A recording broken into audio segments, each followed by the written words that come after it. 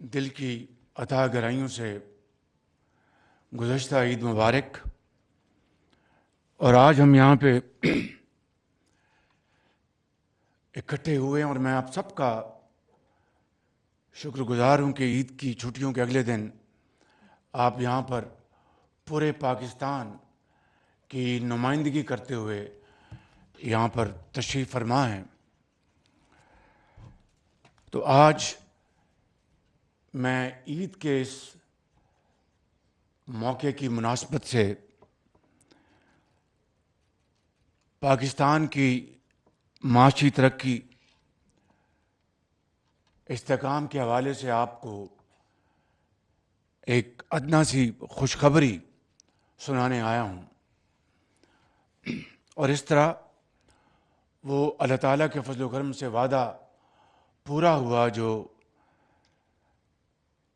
مسلم league کے قائد محمد نواز شریف صاحب نے اپنے منشور میں اس کا اعادہ کیا تھا کہ ہم اگر اللہ تعالیٰ نے ہمیں موقع دیا تو انشاءاللہ ہم معاشی میدان میں آہستہ آہستہ ترقی کی منازل طے کریں گے۔ میں بجلی کی قیمتوں کے حوالے سے بات کرنے سے پہلے کچھ آپ کو ماضی کے جھروکوں میں ماضی کے حوالے سے کچھ گزارشات کرنا چاہوں گا کہ ہم نے یہ پرخطر اور انتہائی دشوار گزار سفر کا مقابلہ کیسے کیا اور کن کن چیلنجز کا ہمیں سامنا کرنا پڑا جب ہم نے حکومت کی ذمہ داری سنبھالی۔ تو پاکستان کے سر پر ڈیفالٹ یعنی دیوالیہ کی دیوار یا دیوالیہ ہونے کی دیوار یا تلوار کہہ لیجئے، وہ لٹک رہی تھی، اور کاروباری حضرات بجا طور پر اور پوری قوم عمومی طور پر خوف زدہ تھی کہ حالات کس کروٹ بیٹھیں گے۔ عدم استحکام عروج پر تھا، اور یقین مانیے کہ IMF بات سننے کو تیار نہیں تھا،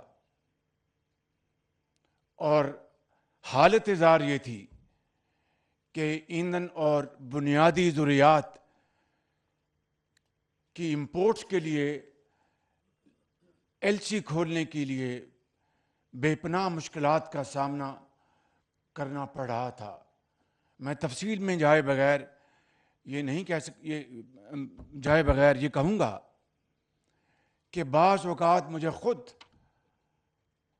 پوری کوشش کے ساتھ LC کھلوانے کے لیے ہمیں تگ و دو کرنی پڑتی تھی، تاکہ کہیں خدا نخواستہ پاکستان میں تیل کی یا دوسری جو اسینشل آئٹمز ہیں ان کی شارٹیج نہ ہو جائے، اور بجلی کے کارخانے چلانے کے لیے پیسے نہیں ہوتے تھے۔ یہ تھی وہ حالات، صورتحال جس کا ہم سب کو اور پوری قوم کو اس کا سامنا تھا، اور پاکستان کو ڈیفالٹ کے کنارے پر لانے کے لیے اور پاکستان کو افراتفری کا شکار کرنے والے خوشی سے مرے جا رہے تھے کہ ان کو یہ یقین کی حد تک ان کو یہ بات پختہ ہو گئی تھی ان کے ذہنوں میں کہ کچھ ہو جائے، اب پاکستان کو ڈیفالٹ سے نہیں بچایا جا سکتا۔ ان کے خیال میں یہ اسی طرح ناممکن تھا جس طرح کہ تقدیر سے کسی کی موت کا وقت آ جائے تو اس کو کوئی ٹال نہیں سکتا۔ اسی طریقے سے اس ٹولے کا یہ پختہ یقین تھا کہ پاکستان ڈیفالٹ ہوا کہ ہوا۔ اور اس میں یہ ٹولہ تمام حدیں پار کر گیا، اور یہ وہی ٹولہ ہے جس نے IMF سے کیے ہوئے اپنے معاہدے کو خود توڑا اور اسے معطل کر دیا گیا۔ پاکستان کو ڈیفالٹ سے بچانے کے لیے جو دن رات کوششیں ہو رہی تھیں، ان میں پہاڑ نما رکاوٹیں کھڑی کی گئیں۔ کون نہیں جانتا کہ وہ کون سے وزرائے خزانہ تھے جنہوں نے IMF کو خط لکھے تھے اور IMF کے پروگرام کو بحال کروانے میں انہوں نے ایک انتہائی گھنونا کردار ادا کیا، اور اس طرح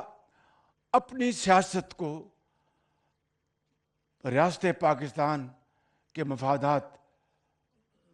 کو قربان کر دیا، اور اپنی سیاست کو بچانے کے لیے انہوں نے ریاست کا وہ حال کیا کہ شاید 77 سال میں پہلے کبھی نہ ہوا ہوگا۔ باہر کیا